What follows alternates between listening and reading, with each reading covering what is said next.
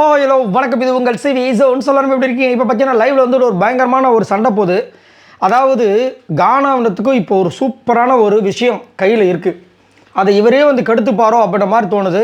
ஏன்னா டைட்டில் வினருக்கு இவருக்கு தான் அதிகப்படியான ஓட்டு வந்துட்டு கமருதனோட ஓட்டு அந்த ரசிகர்லாம் வந்து இவருக்கு தான் ஓட்டு போகிறாங்க. ஏன்னா அவங்களுக்கு கூட இந்த நட்பு அழகானது, அதை மதித்து அவங்க ஓட்டு போகிறாங்க.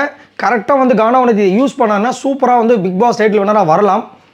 ஆனால் அவர் என்ன பண்ணுறாரு அப்படி பார்த்தீங்கன்னா, தேவையில்லாமல் வந்துட்டு இந்த வந்த திவாகரா இப்போ இதுக்கு முன்னாடி பார்த்தீங்கன்னா அவர் மேலே ஒரு பெரிய குற்றச்சாட்டு என்னென்னா, திவாகர் இவர் தான் வந்து பேசி அனுப்பிச்சான்னு ஒரு பெரிய குற்றச்சாட்டு போயிட்டு இருந்தது.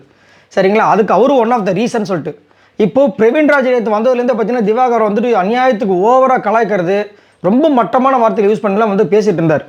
ஆனால் அதை தான் சொல்ல வர, பிரவீன்ராஜுக்கு வெளியில் போகும்போது நல்ல ஒரு நேம் இருந்துச்சு.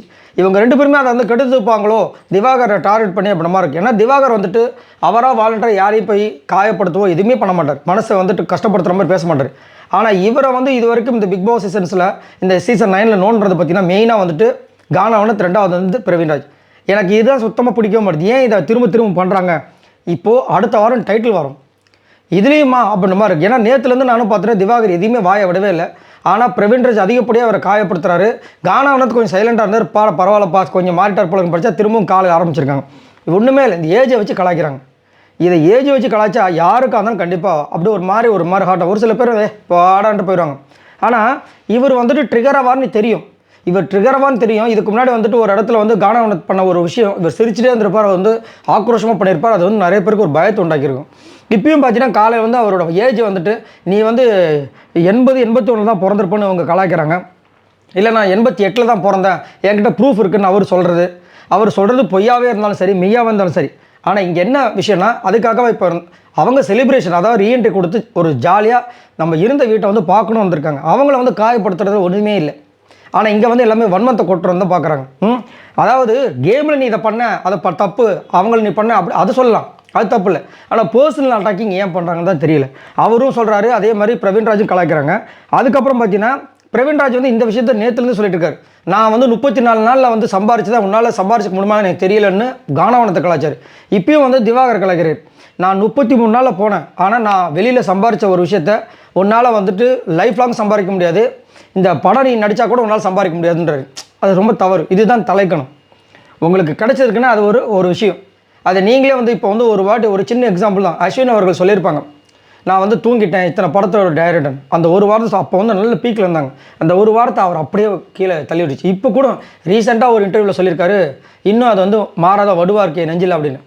ஸோ வார்த்தைகள் எப்பயுமே, அதாவது ஒரு உயரத்துக்கு போகிற வரைக்கும் நீங்கள் என்னவெல்லாம் இருந்துங்க, ஒரு உயரத்துக்கு போயிட்டு மக்கள் மனசில் இடம் பிடிச்சிட்டிங்கன்னா அந்த மக்கள் வந்து உங்ககிட்ட வந்து நல்ல விஷயத்தை எதிர்பார்ப்பாங்க. நீங்கள் அங்கே போய்ட்டு இந்த மாதிரி வந்து தேவையில்லாத நெகட்டிவாக பேசினீங்கன்னா கண்டிப்பாக வந்து மக்களுக்கு பிடிக்காது. ஸோ இங்கே வந்து அந்த மாதிரி பண்ணுறாங்க. அப்போ திவாகர் சொல்லி இந்த மாதிரி ஆணவத்தில் பேசுனவங்களாம் வந்துட்டு அழிஞ்சு தான் போயிருக்காங்க, நீ இந்த மாதிரிலாம் பேசாத. அதே மாதிரி நான் வந்து உன்னை விட நீ 33 நாள், நான் 42 நாள் இங்கே இருந்துட்டு போயிருக்கேன், மக்கள் உனக்கு வந்து ஓட்டு இல்லாமல் நீ வெளியே போயிருக்கேன், நானும் அந்த மாதிரி தான், ஆனால் 42 நாள் இந்த வீட்டில் இருந்திருக்கேன் அப்படின்னு பேசுகிறாங்க. இன்னொரு பக்கம் வந்துட்டு எல்லா ஹவுஸ்மேட்ஸ் சேர்ந்து வந்துட்டு ஒரு முடிவு பண்ணுறாங்க. நேற்றே இந்த ஆக்சுவலாக பண்ணிட்டு இருந்தாங்க. என்னென்னா கானாவினத்தை வந்துட்டு ரொம்ப அதிகப்படியாக வந்து வார்த்தைகளை விடுறாரு, அது இப்போ புதுசாக இருக்குது அப்படின்போது அரோரா சொல்லியிருப்பாங்க, அவர் வந்து டைட்டில் வின்னராக ஆகிறதுக்கு ட்ரை பண்ணுறாருல, எல்லாருமே வந்துட்டு சொல்லிட்டாங்களா அவர் வந்து பாசிட்டிவாக, அதனால தான் நம்ம எல்லாரையுமே கலாய்க்கிறதுக்கு அவர் ட்ரை பண்ணுற மாதிரி சொல்லிட்டு இருந்தாங்க. ஸோ இவங்கெல்லாம் சேர்ந்து இப்போ வந்து அவர் பேசுகிறத இனிமேல் நம்ம தடுக்கணும் அப்படின்னா ஒரு விஷயத்தை பண்ணுறாங்க. அதே மாதிரி இன்னொன்று பார்த்தீங்கன்னா கானாவினத்தை சொல்லிடுறாரு, நீ வந்து வின் பண்ணவே கூடாது இந்த டைட்டில். யார்? கானாவினத்தை சொல்லிடுறாரு, வின் பண்ணக்கூடாது, சபரி தான் வின் பண்ணணும்னு சொல்லிட்டு வெளியில் மக்களும் விரும்புகிறாங்கன்ற மாதிரி வந்து ஒரு விஷயத்த போட்டார். ஒரு செம்மகானில் இருக்காங்க.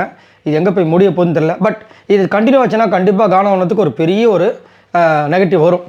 பிரவீன்ராஜுக்கு வந்தாலும் பிரச்சனை கிடையாது, ஏன்னா அவர் போயிட்டோ கண்டஸ்டன் ரீஎன்ட்ரி. ஆனால் அவரோட பேரை கெடுத்துப்பார், ஆனால் இவர் பேரையும் கெடுத்துப்பார். நல்ல ஒரு அரிய வாய்ப்பாக மிஸ் பண்ணுறவருன்ற மாதிரி தோணுது. உங்களுக்கு என்ன தோணுது சொல்லுங்கள். பாய் நண்பர்களே.